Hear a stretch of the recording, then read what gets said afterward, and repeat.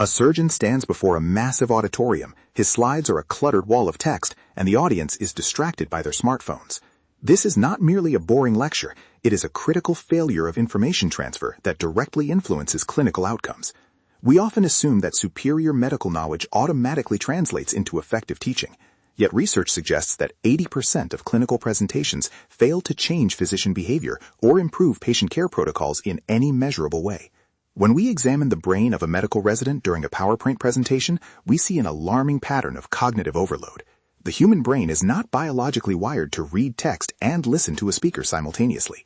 This phenomenon, known as the redundancy effect, forces the mind to choose between two competing streams of information. By trying to process both, the audience often retains significantly less than if they had simply read the material alone in a quiet hospital library.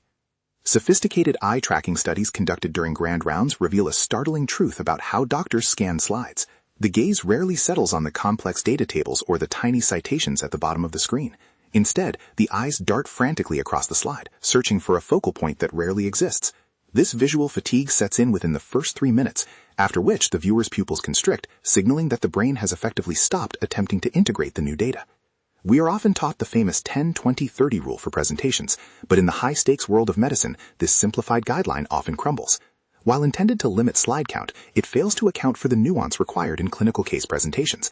The number of slides is actually irrelevant to learning. What matters is the rate of information change. A presentation with 50 simple slides is often far more effective than one with 5 slides that are packed with dense, incomprehensible medical jargon. Every element on your slide that is not a part of your message is noise.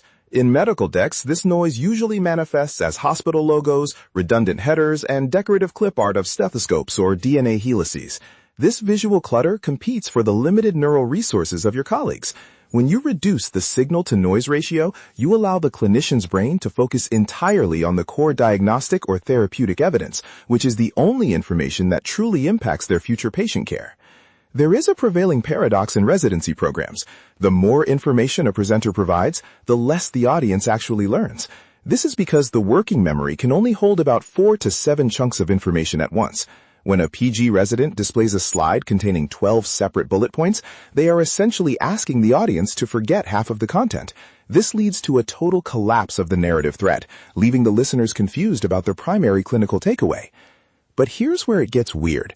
Even when doctors reported high satisfaction with a speaker, they performed no better on immediate knowledge assessments than those who watched a silent video. This discrepancy suggests that charisma often masks a fundamental lack of information transfer. Most residents focus on their delivery style while completely ignoring the cognitive architecture of their slides. This hidden flaw in medical communication ensures that critical life-saving data never actually makes it into the listener's long-term memory for clinical application. The human brain processes clinical cases most effectively when they are delivered as narratives rather than data points. When we hear a story, our brains release oxytocin and dopamine, which enhance memory consolidation. By structuring a PowerPoint around a patient's journey, the mystery of the symptoms, the doubt of the initial tests, and the eventual discovery, you engage the audience's sensory cortex. This makes the biochemical pathways of a disease far more memorable than a static list of symptoms ever could. To test the efficacy of a slide, use the blink test. An audience member should be able to grasp the core message within 3 seconds of looking at the screen. If it takes longer, the slide is too complex. For a resident presenting at a national conference, this speed of comprehension is vital. If the audience is busy deciphering your graph, they are not listening to your interpretation of the data. This split-second delay is where the most critical medical insights are lost. Visual clarity is often sacrificed for the sake of fitting more data onto a single slide. However, if a senior consultant in the back row cannot read your font, your data does not exist to them. Using a minimum 40-point font size for titles and 24-point for body text is not a suggestion, it is a clinical necessity for accessibility. Contrast also plays a vital role. Dark backgrounds with light text are often easier for the fatigued eyes of night shift residents. That explanation sounds good until you notice this. The most highly rated medical presentations often use the fewest technical terms. This is the detail most people ignore because we equate complexity with expertise. In reality, the prefrontal cortex can only handle 3 distinct pieces of new information at once. When a PG resident adds a 4th variable to a slide, the brain's ability to synthesize the entire dataset drops by over 60%, leading to a total cognitive collapse during the presentation.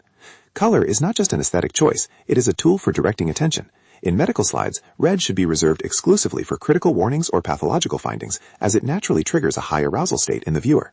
Conversely, blues and greens are processed more easily during long presentations.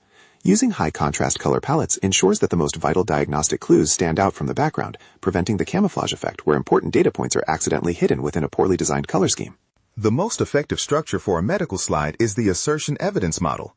Instead of a generic title like results or discussion, the title should be a complete sentence that states your primary finding. This assertion is then supported by a single high-quality visual. This structure allows the audience to immediately understand the point you are making, even if they momentarily lose focus. It turns every slide into a self-contained unit of medical knowledge that can be recalled independently during a clinical crisis. The presentation does not end when the slides are finished. The Q&A session is where your expertise is truly tested. Nonverbal communication is paramount here. Stepping toward the questioner, maintaining open body posture, and avoiding the defensive cross of the arms signals confidence and transparency. Research indicates that the audience's final impression of a resident's competence is formed more during these unscripted interactions than during the formal presentation itself. Every gesture you make is a data point for your peers.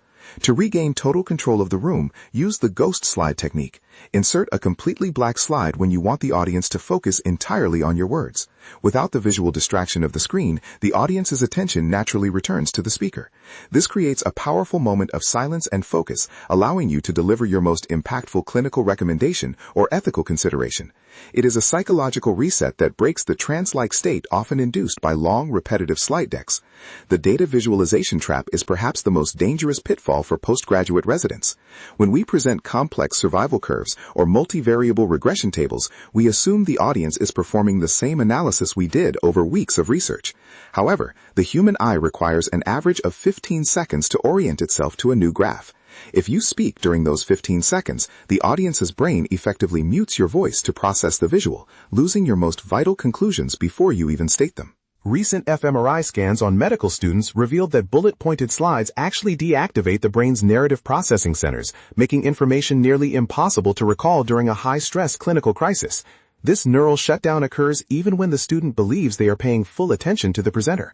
Research suggests that the very tools we use to organize our medical knowledge might be the primary cause of its eventual erasure from a resident's long-term memory, specifically within the hippocampal region where clinical decisions are forged.